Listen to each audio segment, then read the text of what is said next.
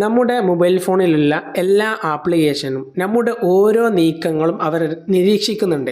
അതുകൊണ്ട് തന്നെ ഈ ഒരു വീഡിയോയിൽ പറയാൻ ഉദ്ദേശിക്കുന്നത് നമ്മുടെ പല ആപ്ലിക്കേഷനുകളും നമ്മുടെ ഓരോ പ്രൈവസിയെ നീക്കം ചെയ്യുന്നുണ്ട്. അത് എങ്ങനെ മനസ്സിലാക്കാം, ഇനി ആരെങ്കിലും അത്തരത്തിലുള്ള ആപ്ലിക്കേഷൻ മുഖേന ആരെങ്കിലും നമ്മുടെ മൊബൈൽ ഫോണിലെ പ്രൈവസിയെ ചോർത്തുന്നുണ്ടെങ്കിൽ അതെങ്ങനെ മനസ്സിലാക്കാം, അതെങ്ങനെ ഡിസേബിൾ ചെയ്യാം എന്നതൊക്കെ നമ്മുടെ ഈ ഒരു സെറ്റിങ്സ് ഉപയോഗിച്ചിട്ട് തന്നെ നമുക്ക് ചെയ്യാൻ സാധിക്കുന്നതാണ്. നേരെ വീഡിയോയിൽ പോകാം.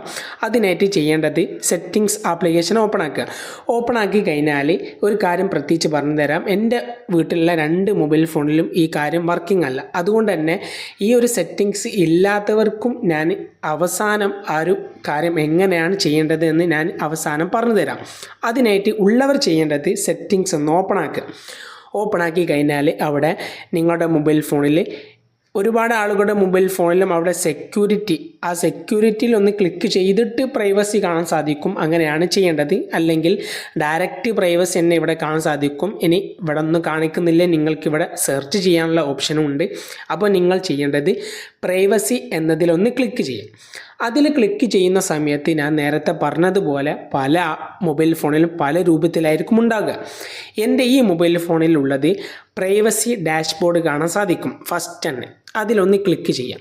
അതിൽ ക്ലിക്ക് ചെയ്യുന്ന സമയത്താണ് ഇവിടെയാണ് നമ്മുടെ ആ നിരീക്ഷണങ്ങളൊക്കെ ഇവിടെ നിരീക്ഷിക്കാൻ പോകുന്നത്.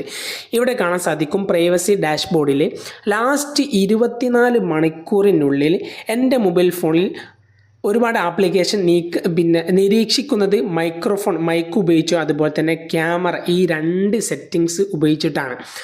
ഇവിടെ താഴെ കാണാൻ സാധിക്കും ക്യാമറ 5 ആപ്ലിക്കേഷൻ വഴിയാണ് ചോർത്തുന്നത് മാത്രമല്ല ഇങ്ങനെ നിരീക്ഷിക്കുന്നത്. നമ്മൾ അത് ഡിസേബിൾ ആക്കിയിട്ടില്ലെങ്കിൽ ഒരു പക്ഷേ പണി തരാനും സാധ്യതയുണ്ട്.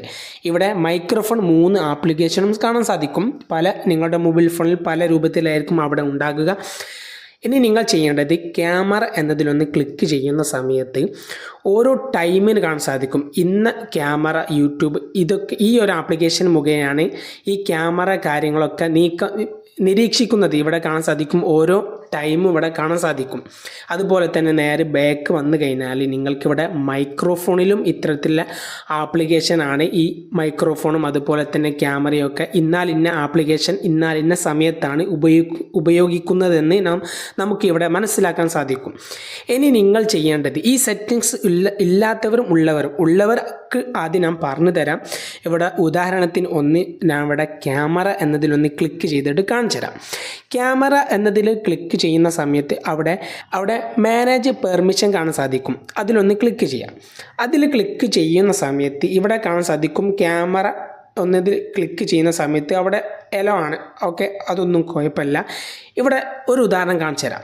ക്യാമറയാണ് നമ്മുടെ വിഷയമെങ്കിൽ ഇവിടെ ക്രോം ബ്രൗസർ കാണാൻ സാധിക്കും. ഈ ക്രോം ബ്രൗസറിലൊന്ന് ക്ലിക്ക് ചെയ്യുന്ന സമയത്ത് ഇവിടെ അലോ ആണ്. എന്തിനാണ് ക്രോം ബ്രൗസറിൽ ക്യാമറ ഓൺ ആക്കിയിരിക്കുന്നത്? അതിൻ്റെ ഒരാവശ്യമില്ലാത്ത ഘടകമാണ്. അതുകൊണ്ട് തന്നെ ഇതൊക്കെ സിമ്പിളായിട്ട് നിങ്ങൾക്ക് ഇവിടെ ഡോണ്ട് അലോ എന്ന ഓപ്ഷനിലേക്ക് മാറ്റി കൊടുക്കണം.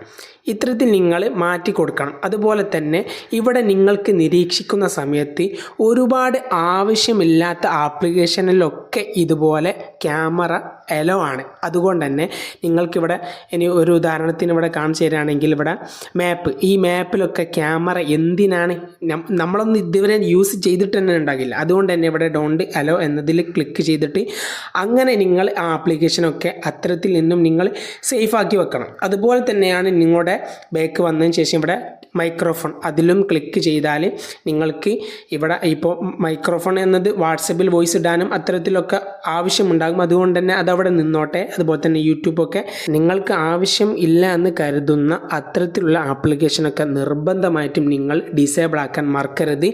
ഇനി ഒരു ഉദാഹരണത്തിന് പറഞ്ഞു തരികയാണെങ്കിൽ ക്യാമറയിൽ ക്ലിക്ക് ചെയ്ത് നിങ്ങളത് പെർമിഷൻ എന്നുള്ളത് ക്യാമറ നിങ്ങളിപ്പോൾ ഡോണ്ട് അലോ കൊടുത്തു കഴിഞ്ഞാൽ വിഷയമൊന്നുമില്ല. നിങ്ങളിനി വീണ്ടും ക്യാമറ ഓപ്പൺ ചെയ്യുന്ന സമയത്ത് അവിടെ പെർമിഷൻ ചോദിക്കും.